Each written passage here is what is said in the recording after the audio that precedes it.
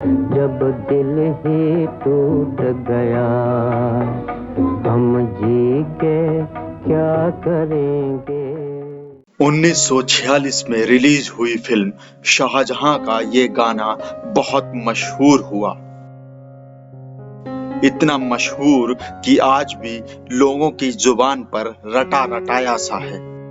और इस गाने को अपनी मधुर आवाज देने वाले सिंगर के.एल. सहगल को अगर फिल्मी दुनिया का पहला सिंगर कहा जाए तो इसमें कोई अतिशयोक्ति नहीं होगी।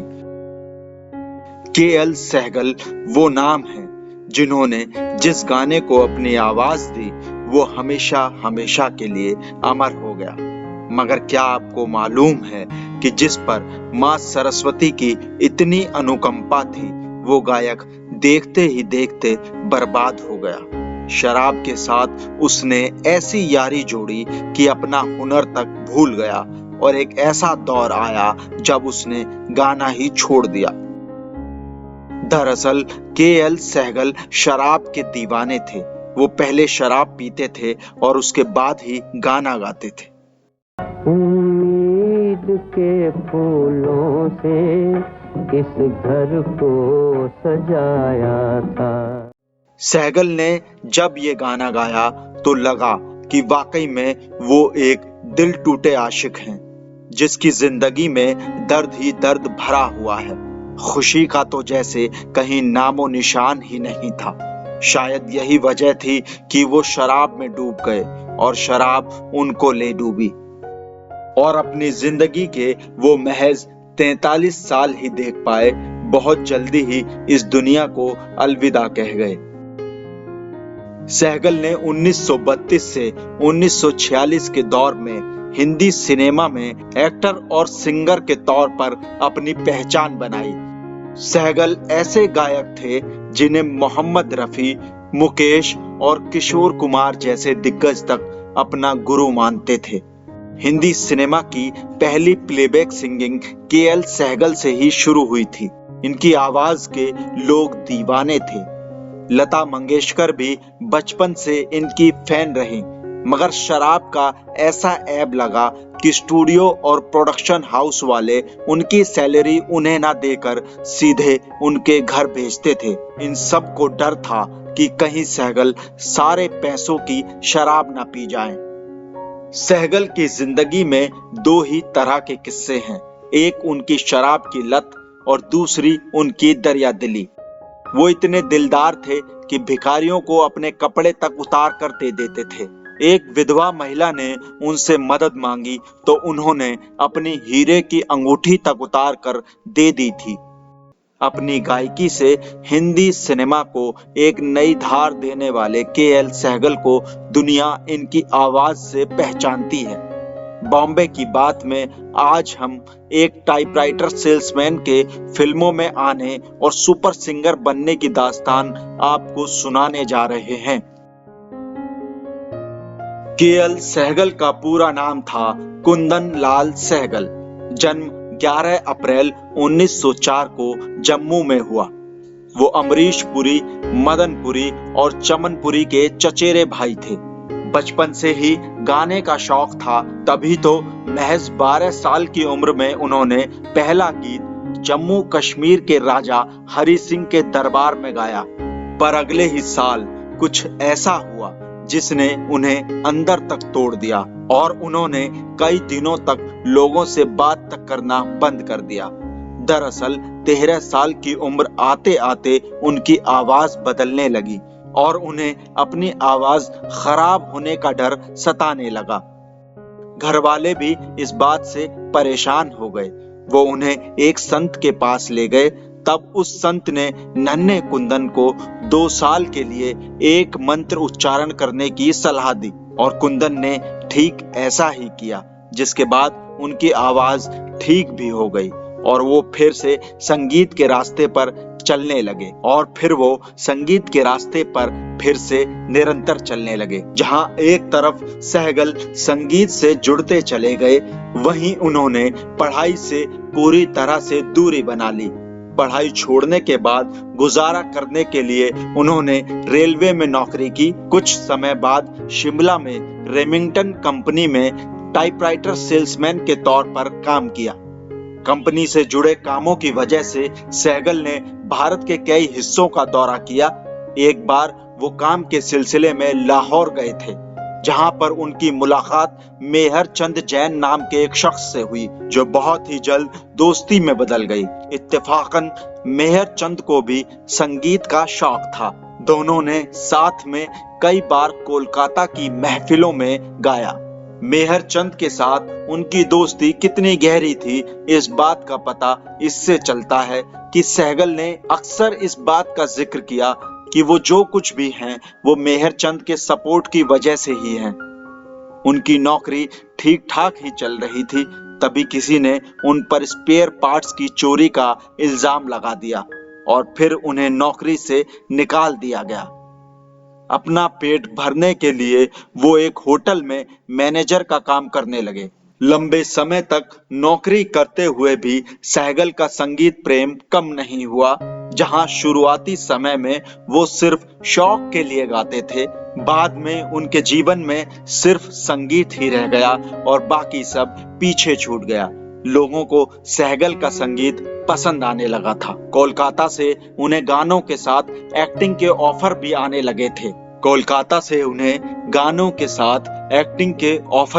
लगे थे। एक दिन सिंगर हरिचंद बाली की नजर सहगल पर पड़ी और वो उनके मुरीद हो गए। इसके बाद उन्होंने बीएन सरकार से सहगल की मुलाकात करवाई। बीएन सरकार ने उनकी नौकरी कोलकाता में ही फिल्म स्टूडियो न्यू थिएटर में लगवा दी और इसके लिए उनकी सैलरी 200 रुपए महीना तय कर दी गई। इसी बीच इंडियन ग्रामोफोन कंपनी ने सहगल के कुछ पंजाबी गानों को रिकॉर्ड किया, जिनका म्यूजिक हरीश चंद्र बाली ने दिया था। इन गानों के बाद तो सहगल की पॉपुलैरिटी दिन ब दिन बढ़ती चली गई।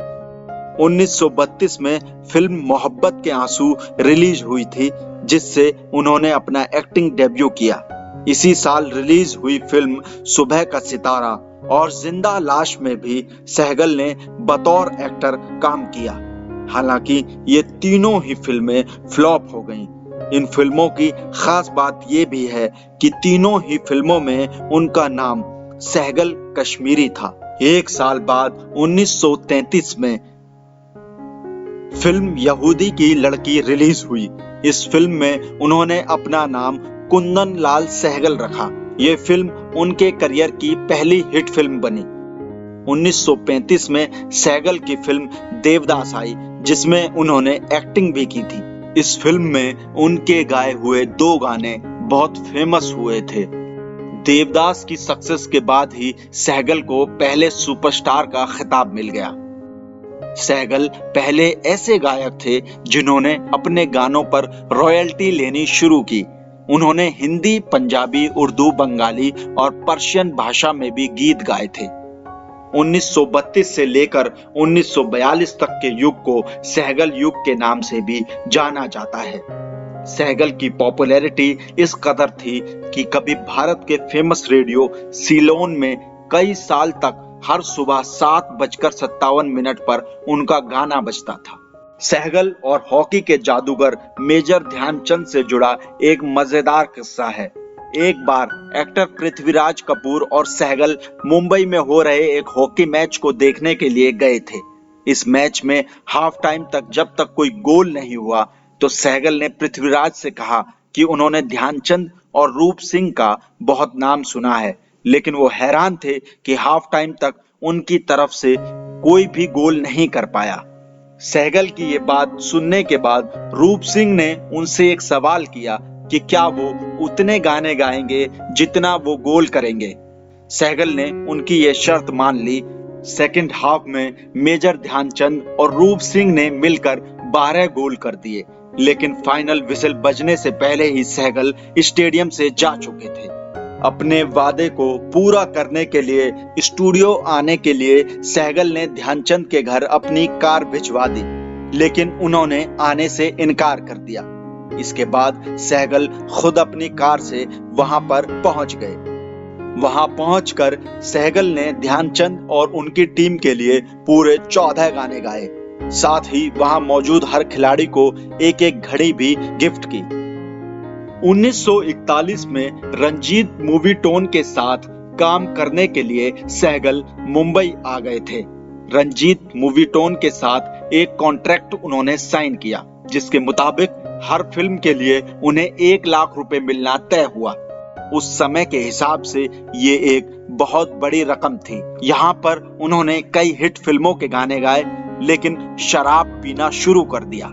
ऐसा कहा जाता था कि वो शराब के नशे में ही गाना रिकॉर्ड करते थे। सहगल की शराब से जुड़ा एक किस्सा मशहूर है। फिल्म शाहजहां के लिए नौशाद ने उनसे पहले बिना शराब पिए एक गीत गवाया और उसके बाद वही गीत शराब पिलाकर गवाया गया।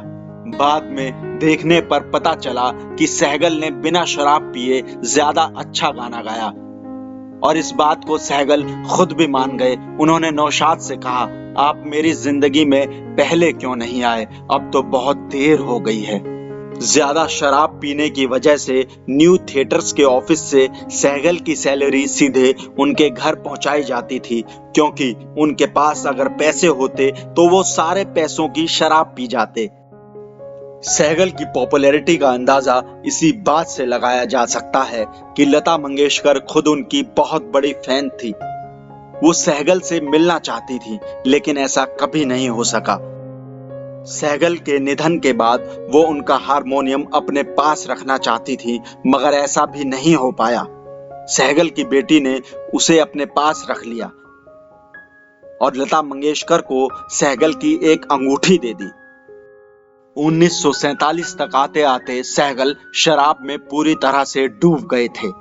इस वजह से धीरे धीरे उनकी सेहत इतनी खराब हो गई कि वो फिर ठीक नहीं हो पाई और 18 जनवरी 1947 को 43 साल की उम्र में सहगल का निधन हो गया।